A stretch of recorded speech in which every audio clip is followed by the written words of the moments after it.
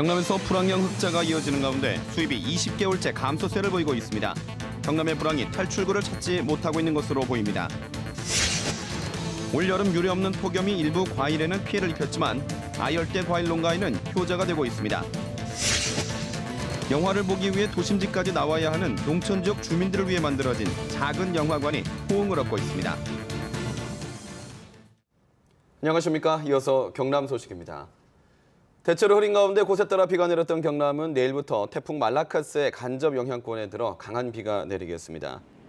창원 기상대는 내일부터 이틀 동안 해안가와 지리산 권역에 시간당 30mm 이상의 강한 비가 내리겠다며 지진으로 피해를 입은 지역은 많은 비로 추가 피해 발생 가능성이 있어 주의를 당부했습니다. 수출과 수입 모두 줄었지만 흑자는 발생하는 이른바 불황형 흑자가 경남에서 이어지고 있습니다. 주목할 것은 수입이 20개월째 감소세라는 건데요. 그만큼 경남의 산업이 불황에 빠져 있다는 것을 보여주고 있습니다. 보도에 손원혁 기자입니다. 철강자재를 유통하는 중소기업, 조선과 플랜트, 건설 분야에 자재를 공급하는데 매년 매출이 줄고 있습니다. 원자재의 40% 정도를 중국에서 수입하는데 수요가 없다 보니 이 역시 줄었습니다. 수출로 일거리가 줄지요. 일거리가 그렇게 조선이고 뭐고 저기고 전부 이제 경남의 불황형 흑자가 이어지는 가운데 수익 감소세가 두드러집니다. 지난달 경남의 수익 규모는 13억 2천만 달러, 지난해 같은 기간보다 19.5% 줄었습니다. 이 같은 수익 감소는 지난 2014년 12월 이후 20개월째 이어지고 있습니다. 특히 올 들어 지난달까지 수익 금액은 10년 전인 지난 2006년 수준까지 후퇴했습니다. 경남의 20대 수입 품목 가운데 소비재는 담배뿐이어서 대부분 생산에 투입되고 있습니다. 조선과 기계산업 부진으로 생산 활동이 줄어들면서 수입액 감소로 드러나는 겁니다. 생산에 투입되는 원자재 및 중간재로 구성되어 있기 때문에 수입 규모가 줄어든다는 것은 수출 산업을 비롯해서 경남 경제 전반적으로 활력이 떨어지고 있다는 것으로 볼 수. 제조업의 생산 규모를 나타내는 제조업 생산 지수도 2014년 3분기 이후 매분기 마이너스를 기록하고 있습니다. 장기 불황의 그늘 속에서 경남 경제가 반등의 기회를 찾지 못하고 있습니다. KBS 뉴스 손원혁입니다. 이정현 새누리당 대표가 조선업 불황과 콜레라 발병으로 지역 경제에 타격을 입고 있는 거제를 찾아 정부 지원을 건의하겠다고 밝혔습니다. 이정현 대표는 오늘 오후 김한표 의원 등과 함께 거제시 장목면의 어촌과 삼성중공업 협력업체를 찾아 어민들을 격려하고 애로사항을 청취했습니다. 이정현 대표는 거제 수산업 종사자들에게 긴급자금을 지원할 것을 정부에 요청하고 공동 설계팀 운영 등 조선업 불황을 극복할 수 있는 방안을 강구하겠다고 밝혔습니다. 올여름 유례없는 폭염이 일부 과일에는 피해를 입혔지만 아열대 과일 농가에는 그야말로 효자가 됐습니다. 일조량이 많고 건조할수록 당도와 발육이 좋아지는 열대 과일의 특성 때문입니다. 조미령 기자의 보도입니다. 축구 공만한 멜론이 주렁주렁 열렸습니다. 무게가 평균 3kg에 육박해 예년 평균 2.5kg을 훨씬 웃돕니다. 당도도 10에서 14브릭스로 껑충 뛰었습니다. 35도를 웃도는 폭염으로 비닐하우스 속 온도가 48도에 이르는 날이 많았던 덕분입니다. 폭염에도 작황이 좋은 이유는 일조량이 많아지니까 발육도 좋고 병해충에도 강하고 크기도 커지면서 새콤달콤한 맛에 100가지 향이 덤이라는 브라질 과일 패션 프루트도 어느 해보다 잘 영을었습니다. 이달 말 수확 예정인 파인애플도 풍작이 기대되고 있습니다. 올여름 유례없는 폭염으로 아열대 작물의 당도가 높아지고 발육이 좋아지면서 폭염이 새로운 호재가 되고 있습니다. 경남 지역의 경우 아열대 과일 재배 규모는 260여 농가에 107헥타르. 수익성이 좋아 1년 새 2배 가까이 늘었습니다.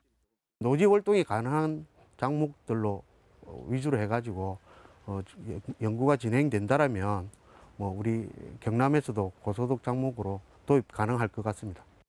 올여름 폭염 덕을 본 아열대 과일이 추석 인기 상품 반열에도 오르면서 농가의 새 소득 작목으로 주목받고 있습니다. KBS 뉴스 조미령입니다. 농촌 지역 주민들은 영화를 보기 위해 도심지까지 나가야 하는 수고로움이 있는데요. 경남에도 이런 주민들을 위한 작은 영화관이 들어서면서 큰 호응을 얻고 있습니다. 최세진 기자가 보도합니다. 읍내에 들어선 노란색 건물.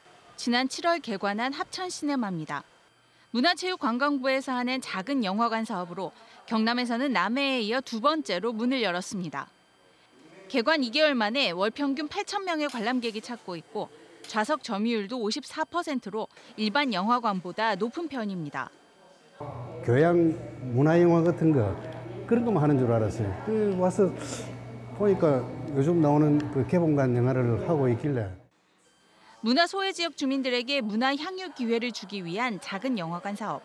자치단체가 영화관 터를 마련하고 정부에서 건축비 일부를 지원합니다. 5년 전 전북 장수군에서 처음 개관한 작은 영화관은 현재 전국 30여 곳으로 늘어났습니다. 지난 3월 개관한 남해 보물섬 시네마도 월 평균 7천여 명이 방문하는 등 호응이 계속되고 있습니다.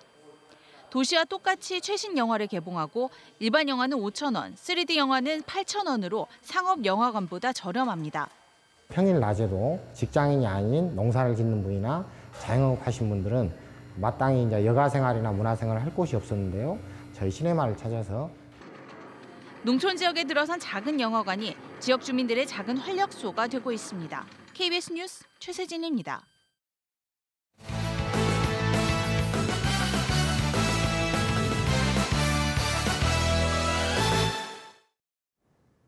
주요 단신입니다.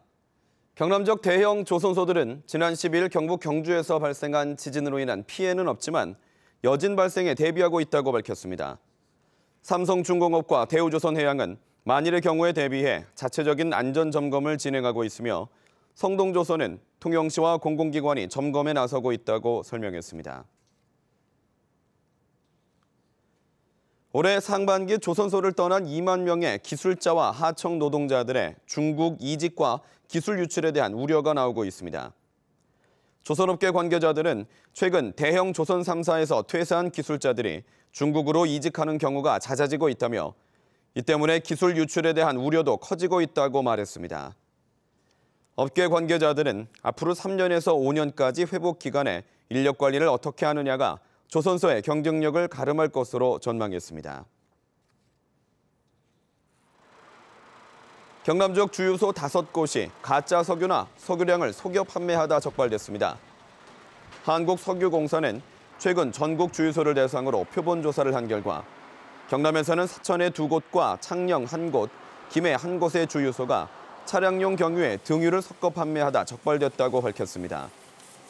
또 사천의 한 주유소는 정량에 못 미치는 양을 주유하다 단속반에 적발됐습니다. 성범죄를 저지른 의사 수가 한 해 평균 95명이 넘는 것으로 나타났습니다. 국회 보건복지위원회 강석진 의원이 경찰청으로부터 제출받은 자료를 보면 지난 2013년부터 3년 동안 성범죄 혐의로 경찰에 검거된 의사는 287명으로 한 해 평균 약 95명으로 분석됐습니다. 범죄 유형별로는 강간과 강제추행이 전체 90%로 가장 많았고 카메라를 이용한 촬영이나 통신 매체를 이용한 음란 행위 등이 뒤를 이었습니다. 출산율 감소로 경남의 전체 학생 수는 줄어드는 가운데 다문화 학생은 늘어나고 있습니다. 교육부에 따르면 올해 경남의 유치원을 비롯한 초중고교 학생은 45만 4,700여 명으로 지난해보다 2.5% 줄었습니다. 반면에 다문화 학생 수는 가파르게 증가해 지난 2012년 3천여 명에서 2014년 4,700여 명으로 늘어났고 올해는 7,700여 명으로 나타났습니다. 경남교육청이 학교의 장애인 편의시설을 늘리기 위한 현황 조사에 들어갑니다. 도교육청은 오는 23일까지 유치원과 초중고, 특수학교 등 1,655곳을 대상으로 장애인 전용 주차구역과 턱이 없는 출입구 등 의무 설치해야 하는 11가지 장애인 편의시설을 점검합니다. 도교육청은 장애인 편의시설이 부족한 학교는 시설을 확충할 방침이라고 밝혔습니다. 창원시가 법인 택시 장기 근속자의 개인 택시 면허 취득을 지원합니다. 창원시는 경남신용보증재단과 경남은행과 협약을 체결하고 무사고 20년 이상의 경력을 가진 법인 택시 운전자가 개인 택시 면허를 살 경우 8천만 원까지 대출해주고 대출자는 대출이자와 보증수수료를 각각 연 1%씩 내면 된다고 밝혔습니다. 20년 이상 무사고 운전자 가운데 동일 택시 회사에서 7년 이상 근속 중인 운전자가 1순위로 오는 23일까지 모집해 다음 달 최종 대상자를 선정합니다. 경남 소식이었습니다.